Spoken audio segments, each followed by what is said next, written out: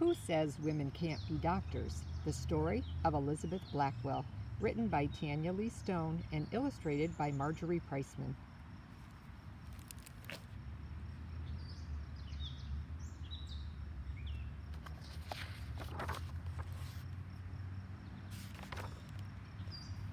Here's our title page.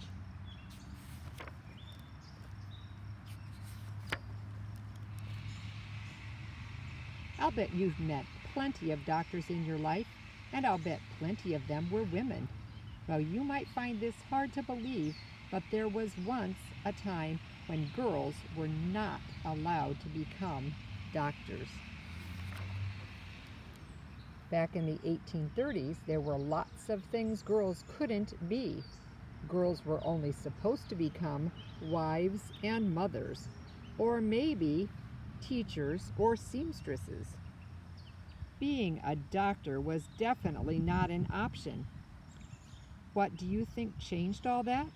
Or should I say, who? Elizabeth Blackwell. That's who. A tiny wisp of a girl who wanted to explore around every corner and who never walked away from a challenge. This was a girl who had once carried her brother over her head until he backed down from their fight. A girl who tried sleeping on the hard floor with no covers just to toughen herself up. A girl who climbed up to the roof and stretched out as far as possible with a spyglass to see what was happening on the other side of town. But she hadn't always wanted to be a doctor. Actually, blood made her queasy. Ooh. One time her teacher used a bull's eyeball to show students how eyes worked. Elizabeth was repulsed. And she hadn't always wanted to help the sick. She had no patience for being sick herself.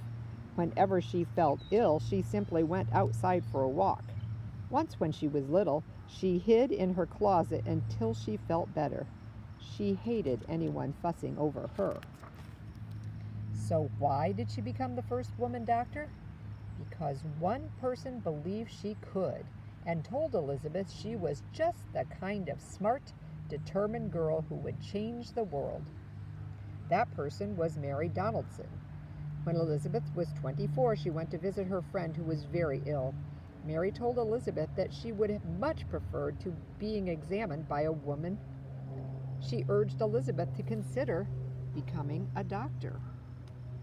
After Elizabeth could not believe her ears, even if a girl could be a doctor, why would she want to be one? But Mary's idea gnawed at Elizabeth. A female doctor, she thought? Elizabeth thought about it. The second she got up in the morning, she thought about it during sewing circles. She thought about it over tea. She even dreamed about it at night. Finally, Elizabeth asked some doctors and friends. Some thought it was a good idea, but didn't think there was any way it could be done. Others said it wasn't right. Women are too weak for such hard work. Women aren't smart enough. Ha ha ha, ha ha ha. Some people actually laughed at her. They thought she was joking. Elizabeth didn't see anything funny about a woman becoming a doctor. Elizabeth thought it was a fine idea, and her family supported her. She worked as a teacher to earn money and applied to a handful of medical schools, but they all sent back the same answer. No. No women allowed. She tried other schools. More letters arrived at her door. One by one, the answers always came. No, no, no, no, no, no, no. No, no, no, no, no, no, no, no, no, no. 28 no's in all. In different ways, all the letters said the same thing. Women cannot be doctors. They should not be doctors. But Elizabeth didn't believe in couldn't or shouldn't. She refused to give up. She was as stubborn as a mule, quite rightly. One day, an envelope arrived from a college. She opened it and everything changed. The answer was yes. Elizabeth packed her bags for Geneva Medical School in upstate New York.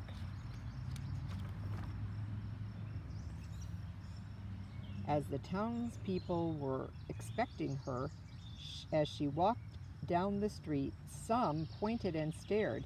They whispered to themselves that she must be the wicked, or crazy. Elizabeth thought that at least students wanted her there, except they didn't. The teachers had let the students vote on whether or not to allow Elizabeth to come, and the boys, figuring the school would never really accept a girl, said yes. They planned to turn the whole thing into a big joke, but the joke was on them.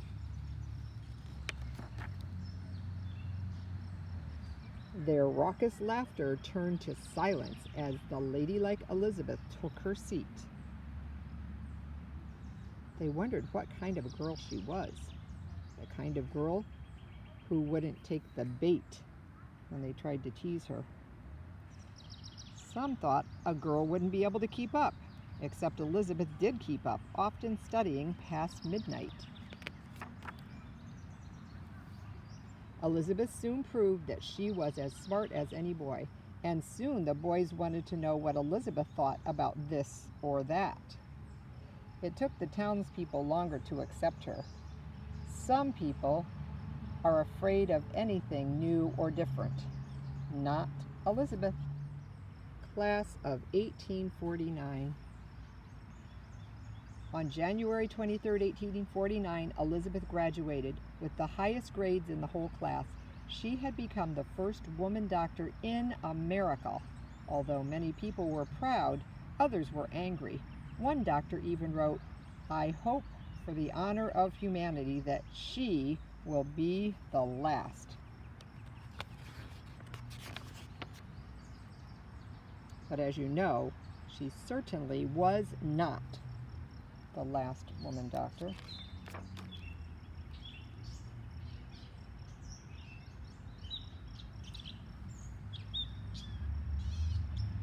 And here she is at the age of 65.